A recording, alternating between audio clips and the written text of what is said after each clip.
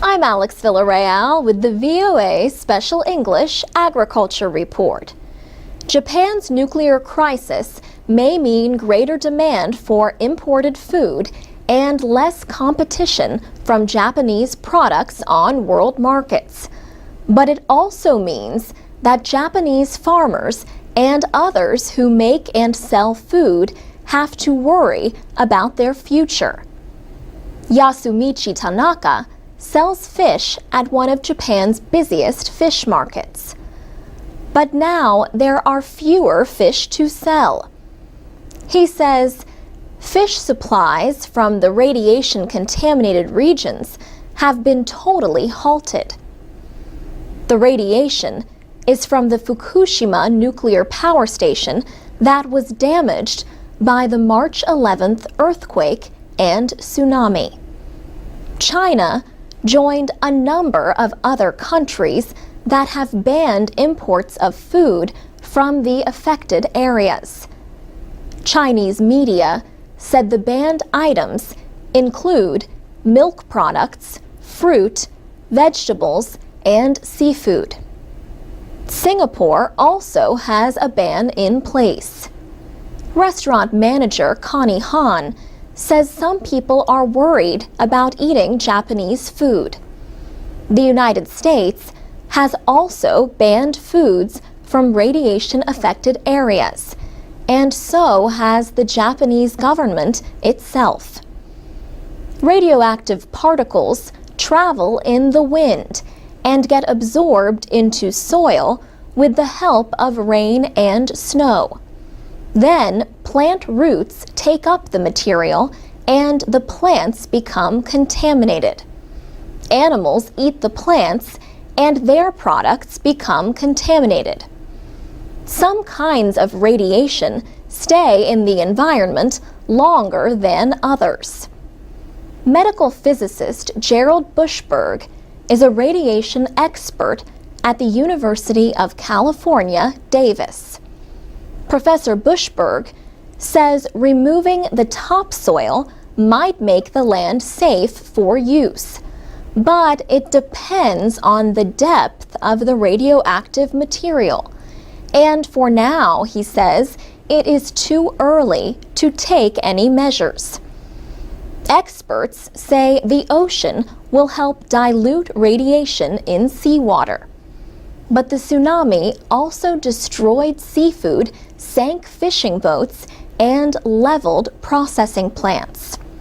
Charles Ebinger studies the politics of energy at the Brookings Institution in Washington.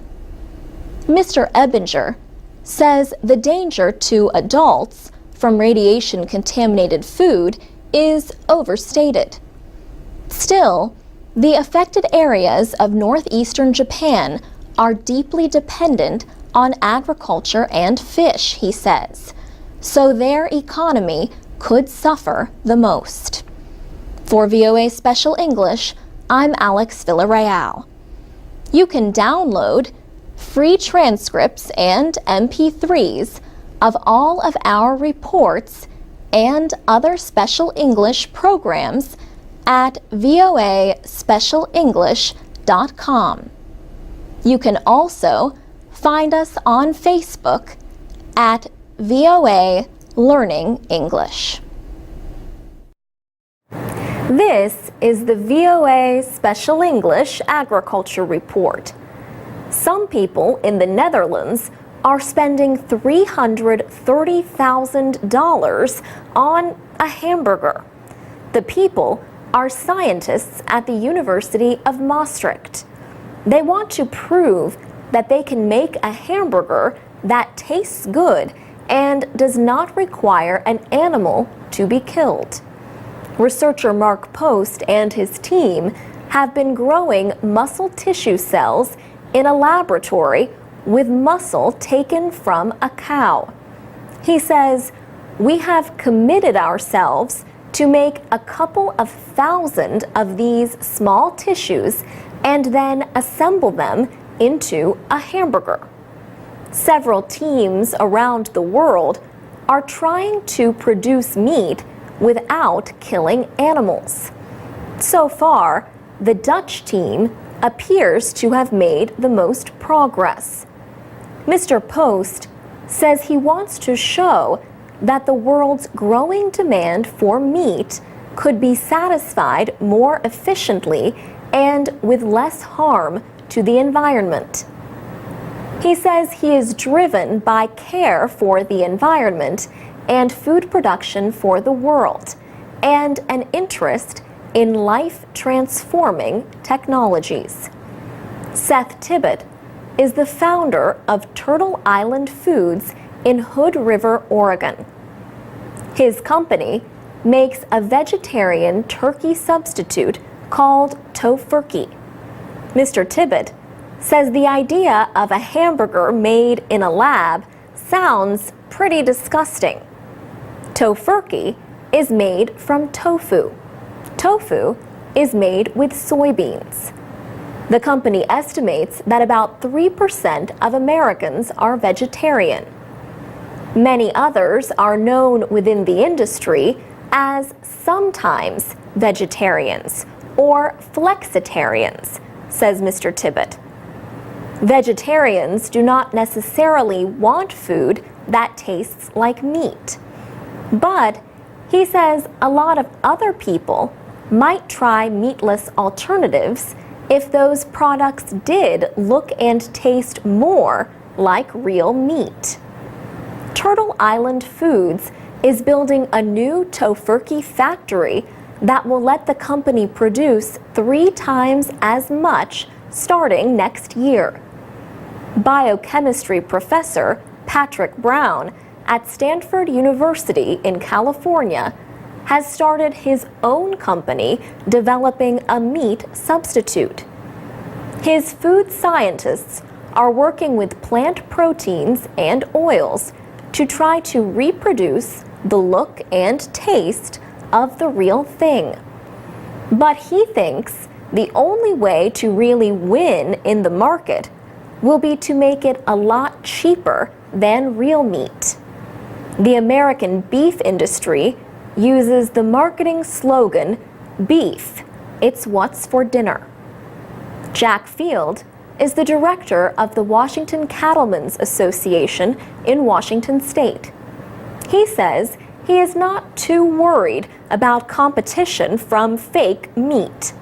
In his words, real beef will be what's for dinner now and into the future.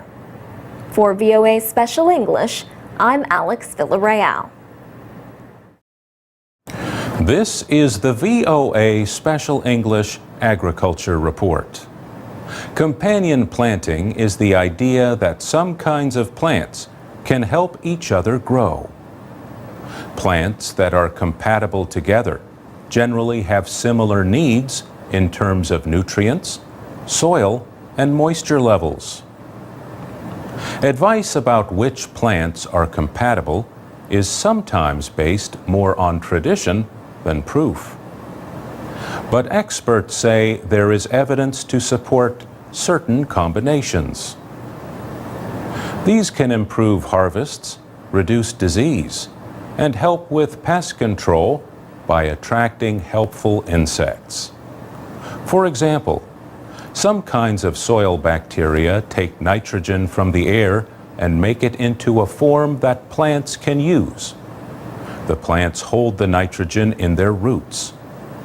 Legumes are especially good at this nitrogen fixing. Then any crops that share the same space as the legumes can get the nitrogen as the roots decompose. Beans and potatoes can also share territory well because their roots reach different levels in the soil.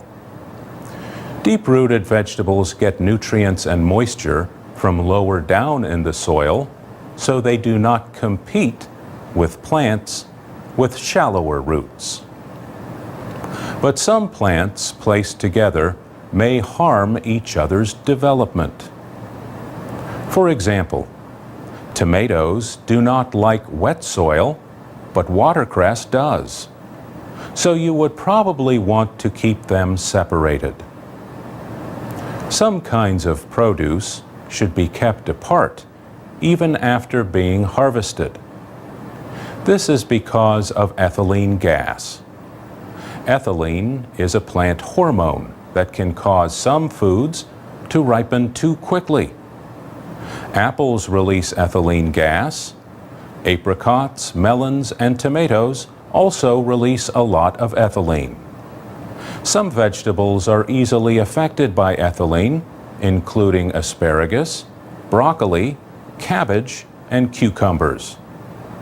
This risk of ripening too soon is why markets often separate high ethylene producing foods from those that are sensitive to the gas.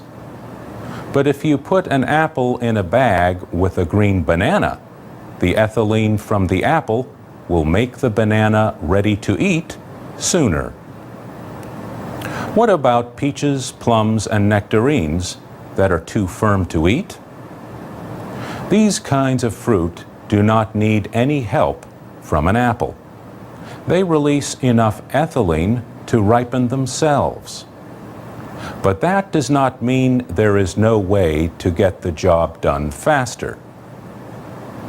Growers suggest placing the fruit in a fruit bowl or in a paper bag with the top folded over. Keep the fruit at room temperature, out of direct sunlight. Once the fruit is soft enough to your liking, it should be either used or refrigerated to keep it from getting too ripe. Yuck. For VOA Special English, I'm Mario Ritter. You can download texts and MP3s of our programs and learn English at voaspecialenglish.com. This is the VOA Special English Agriculture Report. South America's Amazon is the largest tropical rainforest and river system on Earth. But the Amazon is disappearing at the rate of about 800,000 hectares a year. This deforestation is caused by an increase in agriculture and cattle ranching and the building of roads and dams. Another cause is the illegal cutting of trees for logging companies. Now, a new study says ancient Amazonian farming methods could offer valuable lessons for today. The study looks at the pre-Columbian period. Christopher Columbus and other European explorers began arriving in the Americas in the late 1400s. The researchers studied a coastal wetland area where ancient farm beds and canals remain unchanged. The site is in French Guiana. A widely held belief is that pre-Columbian farmers used a great deal of fire to manage Amazonian ecosystems. But the scientists say their study calls this idea into question. It shows that raised field farmers limited their burning to improve agricultural production. Jose Iriarte from the University of Exeter in England was the lead author of the study. Mr. Iriarte says fire results in the loss of important nutrients for crops. When land is not being used for farming, periods without fire are the most effective in rebuilding soil organic matter and preserving soil structure. So in this sense, he says, we interpreted that they were limiting fires because it was better to grow crops in these raised field systems. He says this fire-free method by the pre-Columbian farmers helped change the seasonally flooded savanna or grassland into productive cropland. Raised fields provide better drainage and soil aeration, and also hold moisture during the dry season. This fire-free method of agriculture would have been labor-intensive.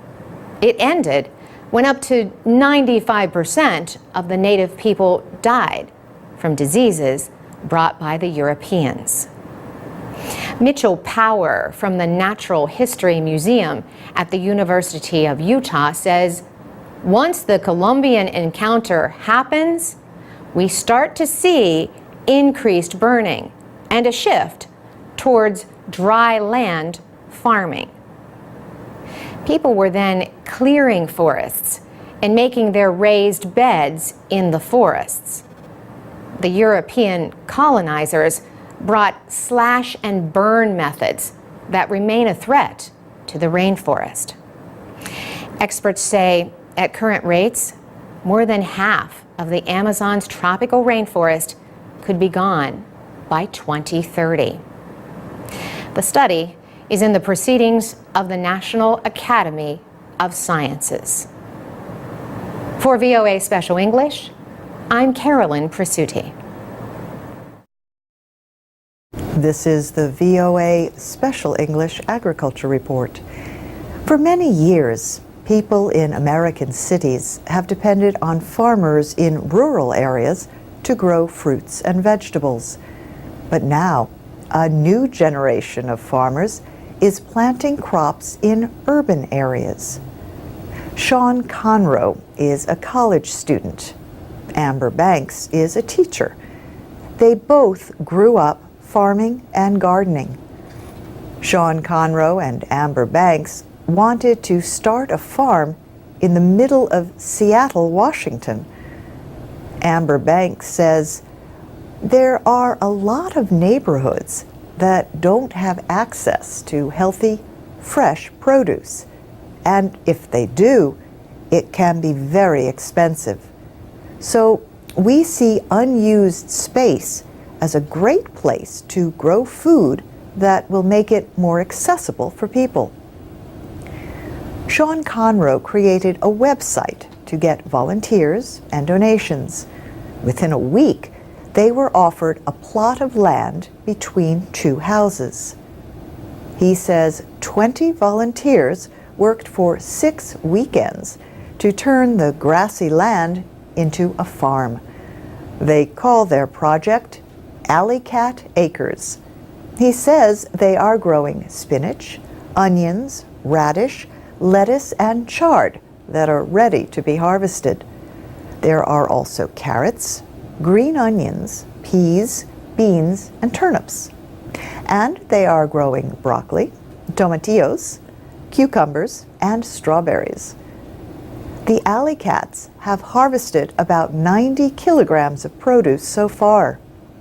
They have donated most of it to local food banks that feed hungry people in Seattle. Bridget Barney was sitting in the dirt picking lettuce. She is one of 80 people who are volunteering at this urban farm. Like a lot of the volunteers, she does not have much gardening experience. One of the goals of the urban farm is to show city people the joys of growing food. The Alley Cats invite school groups to the farm to help out.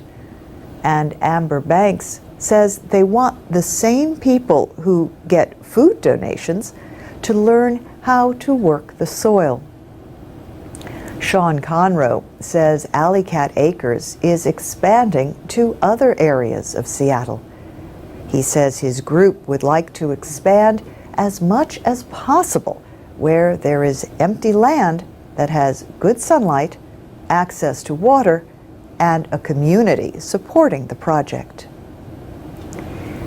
Seattle has declared 2010 the year of urban agriculture, but the growth of these farms is limited.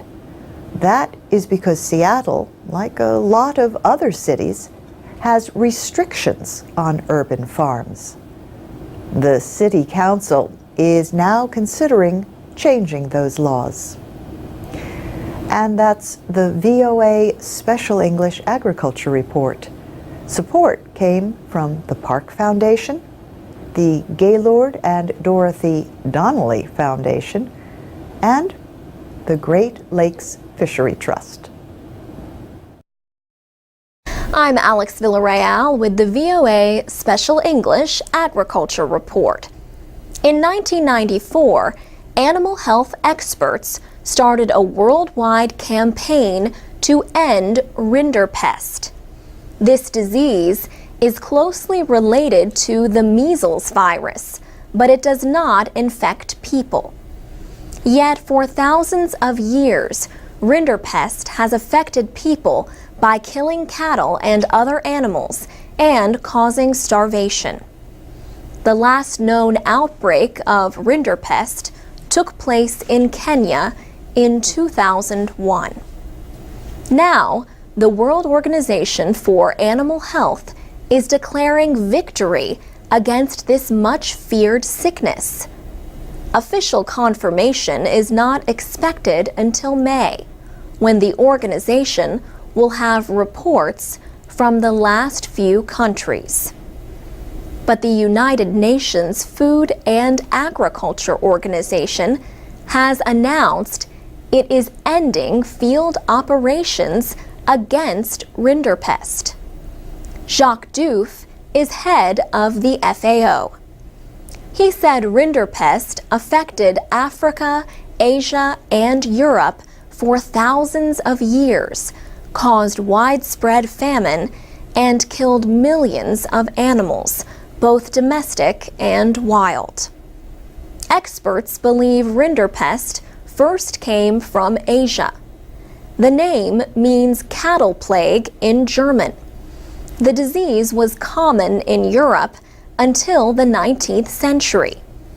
In Africa, in the 1800s, rinderpest killed 8 out of 10 infected cattle.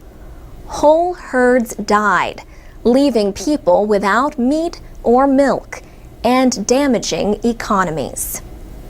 Rinderpest can spread quickly through the air and in water containing waste from animals with the virus.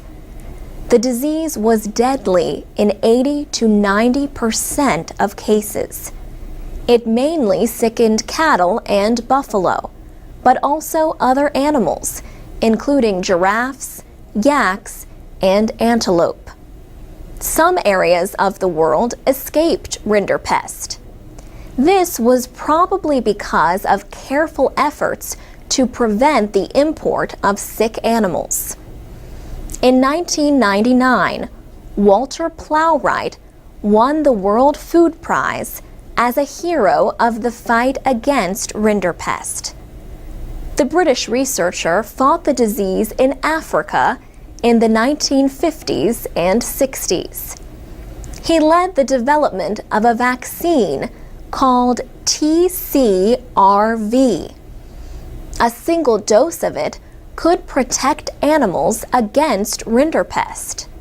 Food production increased. Now, rinderpest expert John Anderson calls the end of the disease the biggest achievement in veterinary history.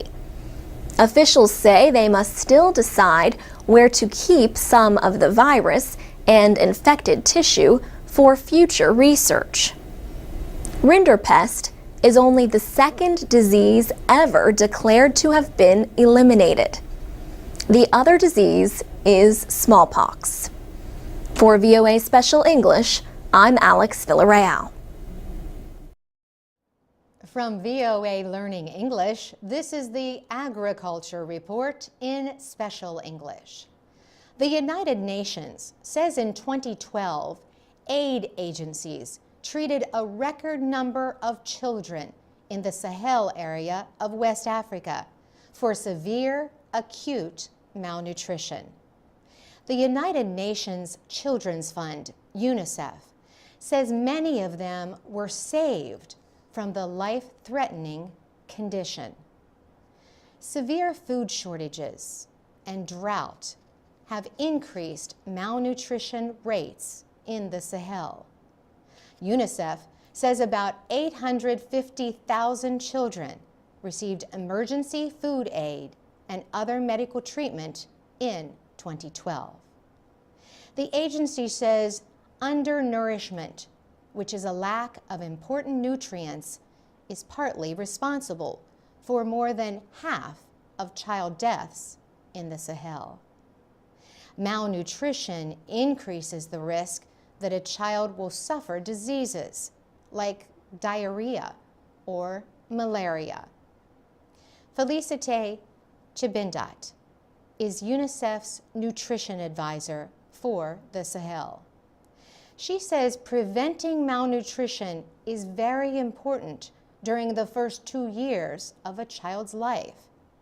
She says malnutrition can also affect a child's risk of cardiovascular disease, high blood pressure, and diabetes. Felicite Chibindat says malnutrition has an economic effect as well. She says the World Bank estimates that the area's economic productivity lost 2 to 3% last year because not enough was done to prevent malnutrition. UNICEF says malnutrition is more than not getting enough food. It is about not getting the right food, especially during the first 2 years. UNICEF is also urging mothers to breastfeed, and it supports efforts to guarantee clean drinking water. It is educating parents about the importance of feeding their children protein and vitamin-rich fruits and vegetables. For VOA Learning English, I'm Carolyn Presutti. From VOA Learning English, this is the Agriculture Report in Special English. Animal feed is the biggest cost for most cattle producers. In the United States, the cost of hay, grain, and other feed has risen sharply because of a drought. At the same time, wildfires this year burned more than 1 million hectares of North American rangeland. Jack Field raises cattle in the northwestern state of Washington. To save money, he made plans to transport his small herd of cows 300 kilometers away to feed on crop stubble. Crop stubble is what remains after crops have been harvested. Moving his cattle from farm to farm costs money and time, but he says if he can avoid feeding them hay, he can still make a profit. Tim Del Corto is a beef scientist at Oregon State University. He is working with ranchers and feedlot owners to help them find lower-cost ways to feed cattle. He says cattle can eat things like grass seed straw and distillers' grains. These grains are left over from ethanol fuel production. He says cattle can also eat vegetables rejected by vegetable processing factories, like green beans and carrots. Tim Del Corto says beef cattle can digest almost anything.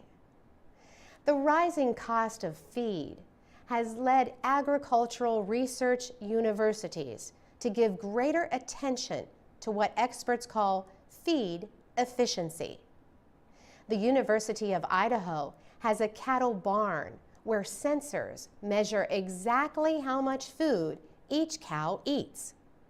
Professor Rod Hill says just because animals are growing at the same rate does not mean they eat the same amount of food. In fact, the difference in how efficiently their bodies turn feed into meat, fat, bone, and skin might be surprising. Rod Hill says ranchers can use selective breeding to get the same growth with less feed. But he says not to focus too much on one thing, like reducing fat. He says that while leaner beef cattle are more efficient, they produce less profitable meat. For VOA Learning English, I'm Carolyn Presutti. I'm Alex Villarreal with the VOA Special English Agriculture Report. Traditional fisheries may no longer be the world's most important provider of fish. A new United Nations report shows that fish farming, or aquaculture, may soon lead fish production. The Food and Agriculture Organization says aquaculture is growing by a rate of 6.6% a year. Aquaculture now produces 46% of the world's supply of fish. That represents a 43% increase from 2006. The report also said aquaculture earned more money in 2008 than traditional fisheries. The FAO headquarters in Rome published the document, State of the World's Fisheries and Aquaculture. In aquaculture, fish are raised in tanks or small bodies of water called ponds. They also are raised in cages or nets in oceans, lakes, and rivers. The report says increased aquaculture has helped people around the world eat record amounts of fish. The FAO says each person ate an average of almost 17 kilograms of fish last year. But the FAO says the current yearly wild fish harvest of 90 million tons shows no improvement.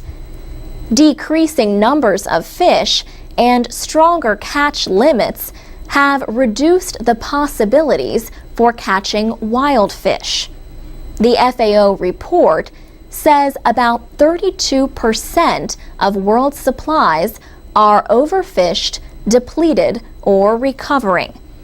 It said these supplies of fish need to be urgently rebuilt. Some scientists have criticized aquaculture. They say the nets and cages permit fish diseases and pests to spread. Some aquaculture critics doubt that aquaculture can keep growing at the current rate. But Wally Stevens of the trade group Global Aquaculture Alliance says the industry must continue developing to feed growing populations. Mr. Stevens says a 100% increase in fish farming over 10 years is necessary to keep providing for people at the current level. He notes that aquaculture creates jobs and wealth, especially for people in coastal areas of China. The FAO reports that China remains the world's largest fish-producing nation. China produces more than 60% of the world's farmed fish. For VOA Special English, I'm Alex Villarreal. Our programs are online with transcripts and MP3 files at voaspecialenglish.com. You can also find us on Facebook and Twitter at VOA Learning English. I'm Carolyn Persutti with the VOA Special English Agriculture Report.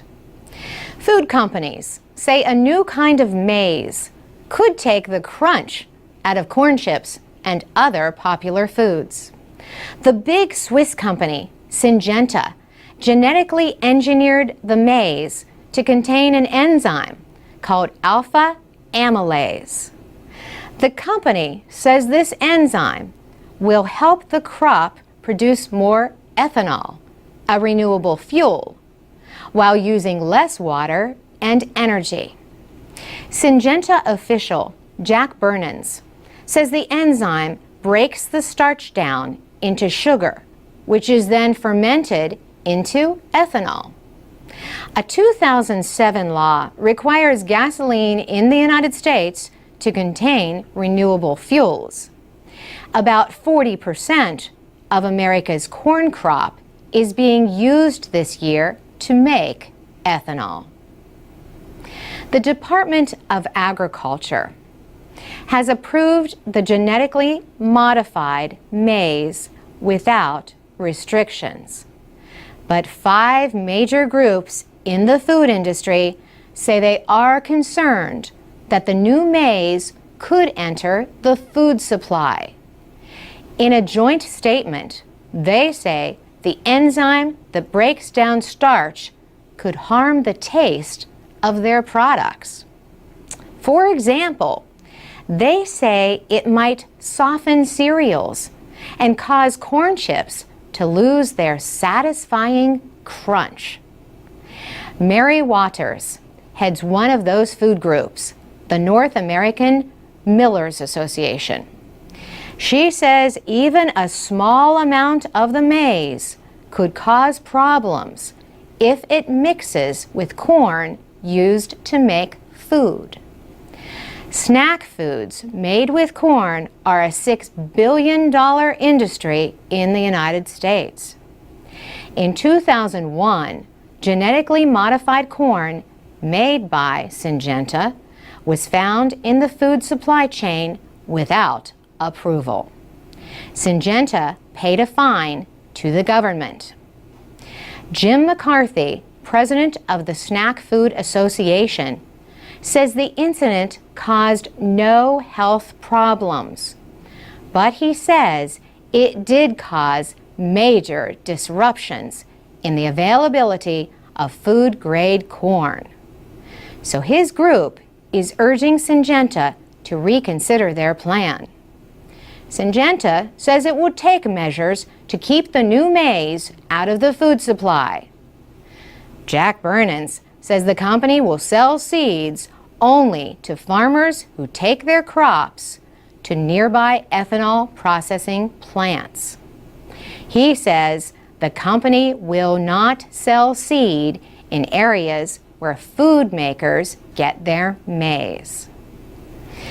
Mr. Burnens says the company has done a lot of research and found that the risk from a few kernels is overstated.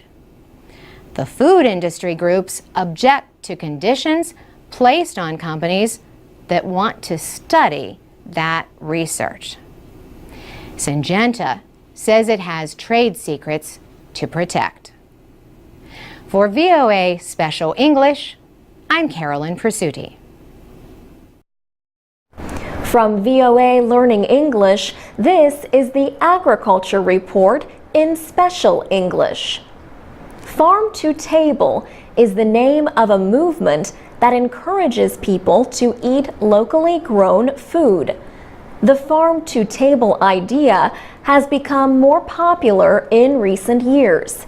But there is also a group that brings table to farm. This traveling group is called Outstanding in the Field. It says its mission is to reconnect people to the land and to honor local farmers by creating a restaurant without walls. Jim Denovan got the idea for this kind of culinary adventure, as he calls it, 10 years ago. He recently prepared tables for more than 100 people at Breyers Farmstead in Virginia. He and his 8-member crew arrived the night before. Chefs from a local restaurant prepared the dinner. Jim Denovan says the mission of Outstanding in the Field is to bring people closer to where food comes from and hear the stories directly from the farmer. Jim Denovan's brother is a farmer, and he himself is a former chef. He thought the idea of a meal served right at the farm made sense. So he traveled across the country and set up tables at farms and ranches. Guests bring their own plates to the meal, and when they arrive, the farmer shows them around. Matt Sacchini and his family operate Breyer's Farmstead. He hosted the Outstanding in the Field event. He says the event connects his family with a lot of enthusiastic people. It is a great way of forming relationships for the future. He says his type of small farm business thrives on relationships. Jim Denovan and his team have served almost 13,000 people. He plans to expand the operation. He says he is planning to go to Asia, Africa, New Zealand, Australia, and South America. For VOA Learning English, I'm Alex Villarreal.